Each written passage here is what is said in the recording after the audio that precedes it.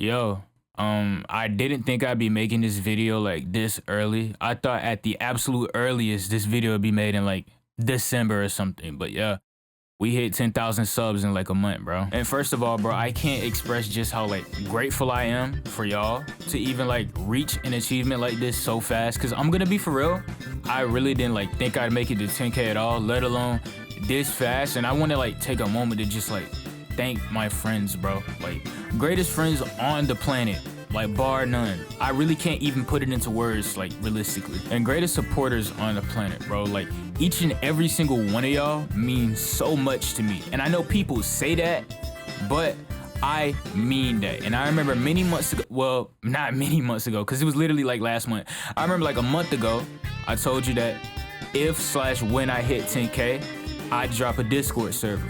Well, I regret to inform you, I didn't make, I'm trolling, bro. Link to the Discord server in the description, bro. Official Canon Discord server out. Canon Core, whatever you want to call it, it's out, so come slide, bro. We're becoming like the greatest community ever, so it's only natural that like I'd have the greatest Discord server ever, bro. Well, yeah, I guess that's it. See y'all next week. Up in here with Mike too, they can find you in the Nah, I'm just playing, bro. But you want to know what I actually really do want to talk about? And this is something that like people have asked me about a lot because, you know, on my community posts, I usually use images from this manga or art from the mangaka. And I really do want to talk about Gachi Auda, but I don't want to just talk about that. I want to talk about a few other things too. And shout out to my really good friend Renzo, that's twin, bro, for even giving me like the inspiration to like make this video. He made a really good video on Space Patrol Luluco, and you should definitely check it out. It's really good. Link will be in the description. All right, it started off, bro. A little bit of lore. I love Soul Eater. I don't know if I said it in like another video or something, but it is my second favorite manga of all time, right behind Vinland Saga. And Kei Urana, the mangaka or author of Gachi Auda, is heavily inspired by Okubo's work, the author of Soul Eater.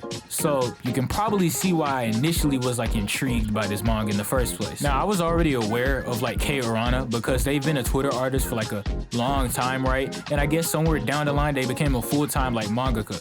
And I'm not gonna lie, bro, seeing the evolution of just like Urana's art style and then seeing it like apply at the professional stage of things, like in this monthly manga, bro, it was crazy to like see in live time. It was really rare to see something like that too. And I'm not gonna lie, Urana has like my personal favorite art style of all time. Now, of course, like the way they draw things initially is really good, but the way they color things, bro, it reminds me like Ishida, the mangaka for Tokyo Ghoul Ryu and Tokyo Ghoul, of course. The range with how they're able to color things is what like sets them apart for me personally. Another thing that I really like is the fact that Urana likes to like exaggerate the facial expressions, right? Not like in a jarring or like grotesque type of way, but kind of like, I know I keep saying this, in the way that Soul Eater does it. Actually, a better way to like explain it, if you know what like this is, so it's kind of like fooly coolly in the way that it's implemented, as in like sometimes you just gotta do something that nobody will understand and you have to still like make it fit, right?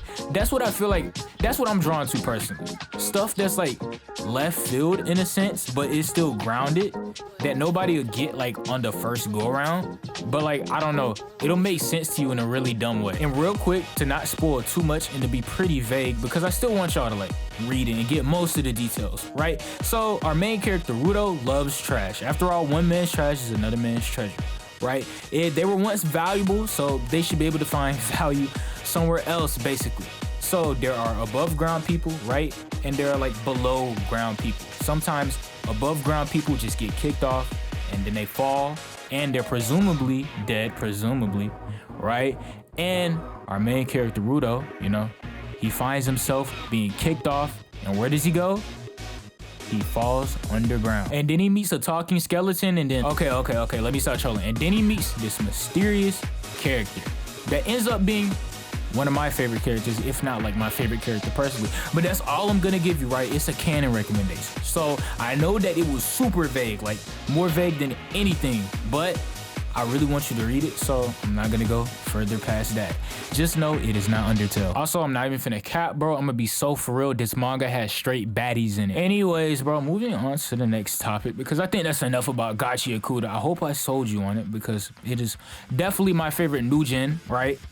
let's talk about Promare. And this one isn't anything like new or anything. This one isn't one that's like ancient or anything. It's just something that I feel like more people should know about. And if you like, you know, watch a lot of Studio Trigger stuff or just like are versed in anime in general, you may already know about this. There's a chance you may not know about this, but regardless, I want to talk about it anyway. And personally, I feel like this is like one of the greatest things like Trigger has ever made. Not counting like the Gainax things like Gurren Lagann, but like this is like really good. It's like a masterpiece. I kind of think it's like beautiful in a way. I feel like this perfectly encapsulates like what Trigger is all about. And before we get into the plot, bro, I just want to glaze this animation real quick, bro. And I know like Studio Trigger always has like crazy animation, but for this specific movie, bro, you can tell that budget hit like crazy, bro.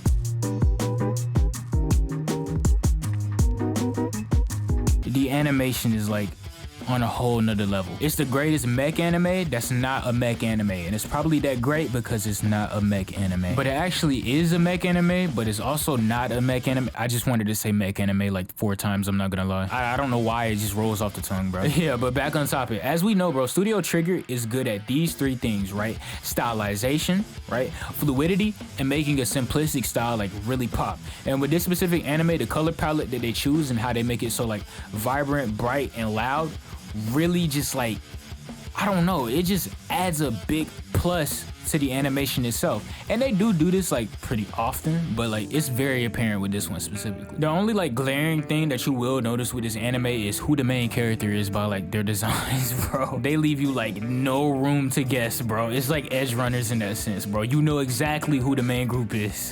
But anyways, onto the actual plot, right? Okay, so this crazy event happens called the Great World Blaze, right? This event like takes out half of the human population, and due to this event, humans start getting pyrokinetic powers, and they're called the Burnish. Now 30 years later, after this event, a group of evil Burnish start popping. Bro, oh my god, I just realized this sounds like Fire Force. No, like for real, if you think about it for a moment, bro, like okay, in both Fire Force and Promare, this cataclysmic flame event happens, right? That just pretty much like picks off a huge chunk of like Earth's population, and then like they start getting powers, and then later on, evil manifestations from the flame start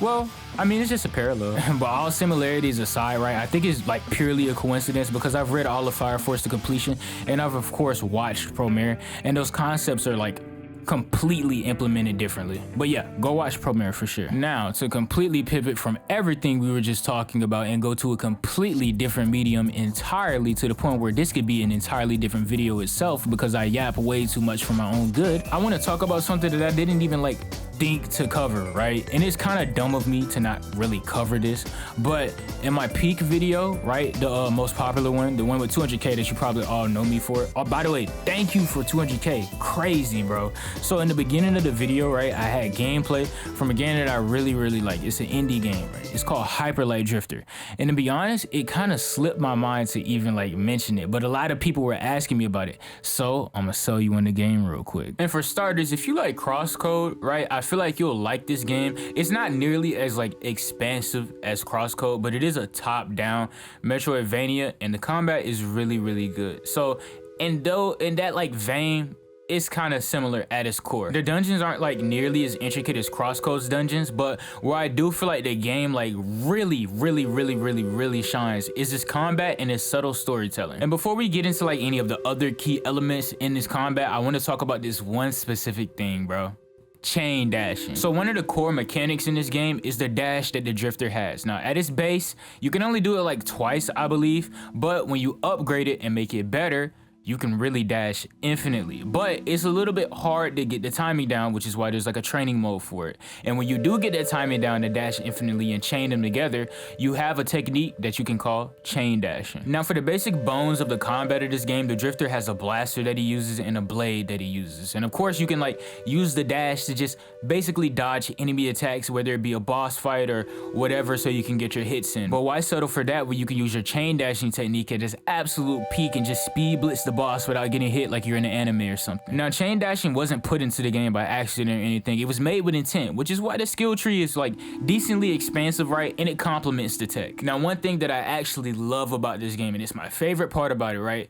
The story is beautiful. Now, while crosscode is very big, right? It tells the story in kind of like the normal way, like your progression points. Of course, you can get your world building in from looking at your environments, right? And just like interacting with NPCs and doing side missions. But in Hyperlight Drifter, instead of the NPCs really like giving you the main like gist of what's going on around the world, the NPCs tell their own personal stories as drifters and what they went through. And you have to get like the main story from the environment and put pieces of the plot together. And it's not in a way where it's like, you know, kind of vague. You'll pretty much understand by the end of the game. Now, through my hours of the game, every time I come back to it as well, one thing that really stands out to me is just the sense of death and decay in this world. It feels like the world is already dead, but it's not, right? It's like you're looking for ways to just like revive it. And that's just like when you understand like the main plot, right? All the details of the story, you'll understand why I really like this game. Now, while I do think this game has a lot of pros, it has one glaring con. Like, this is the only thing negative that I'll probably say about this game, right? This is not an entry-level Metroidvania. Like, if you want to find secrets, bro, you really have to pay attention and stay vigilant. Or in some cases, if you're like a completionist and you want to like 100% it, or at least get as close to that as like realistically possible, right? You might even need a guide for certain sections. That's like the only thing I'll say. It doesn't really take away from like progression of the game because you'll know where to go. Like if you just want to beat the game, but if you really want to understand what's like going on in the world and find certain secrets, like get your upgrades up, bro. I'm not gonna lie, bro, you're gonna have to like really pay attention. But yeah, like honestly, Hyperlight Drifter is in like my top 3 indie games of all time. Yeah, top 3 for sure. So definitely go peep it. It has that canon seal of approval. Now moving on, we're at the best section of the video now. The section of the video where I like put you onto some artists or maybe songs you haven't heard yet, right? Just to expand your palette in music and maybe give you like some new sounds, just in case you're getting bored of like, you know, the current stuff you're listening to. Let's just spice up your playlist a little bit. And it started off, we have a song called A Full Moon Night by the... Bro, I really don't want to say this, bro. Oh my... By the Cox. Bro, I swear, these niggas with their names, they know exactly what they're doing. Bro, look how it's spelled, bro. Low-key, it's spelled kind of cool, but like, bro... The Cox, bro. They sit at 48,000 monthly listeners, and this is by far like their most like popular song.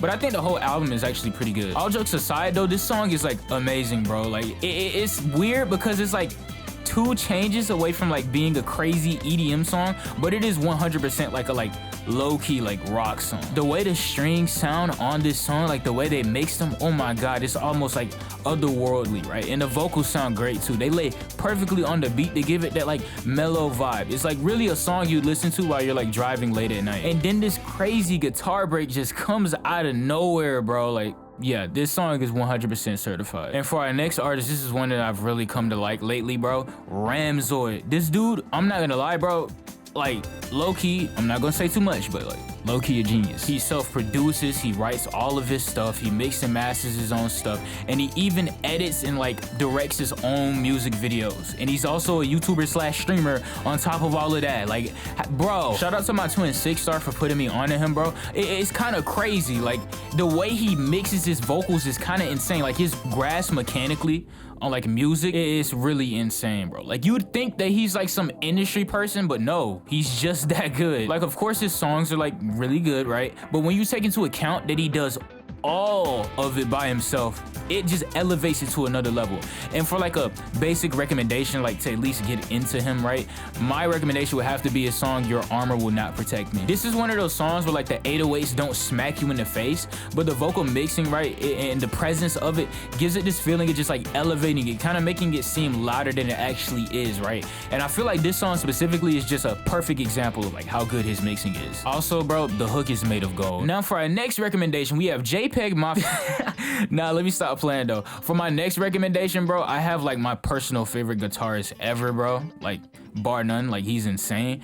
Ichika Nito. The way he plays guitar is an absolute art, bro. Like Masterful doesn't even begin to explain like his grasp on the guitar. It's like a extension of himself. Like it's purely like another limb of his body. The music speaks for itself, and I mean that quite literally. Like bro, just listen to The World Is Still Beautiful and Awaken. I'm not even gonna say anything else. Just listen to those 2 songs if you haven't already heard of him, and then like you'll completely understand what I'm talking about. Oh, and also listen to like Ethereal Feel by him. I almost forgot about that one somehow. I don't know how. And that's it for our artists. So I'm not gonna lie, I really like this part of the video because of course I like putting y'all on the really cool stuff, but y'all put me on the like even crazier stuff. You say that I find hidden gems, but y'all find infinity songs. I don't even know where you find these people at, but like keep it coming. I've been low-key, I should probably like make a section of the vid where I like put subscriber recommendations on, like the ones that y'all put me onto. I think that'd be pretty cool. Oh, and by the way, yeah, bro, I played Marvel Rivals again because I was in the alpha test, of course, but like, bro, I've been playing Venom like the whole time.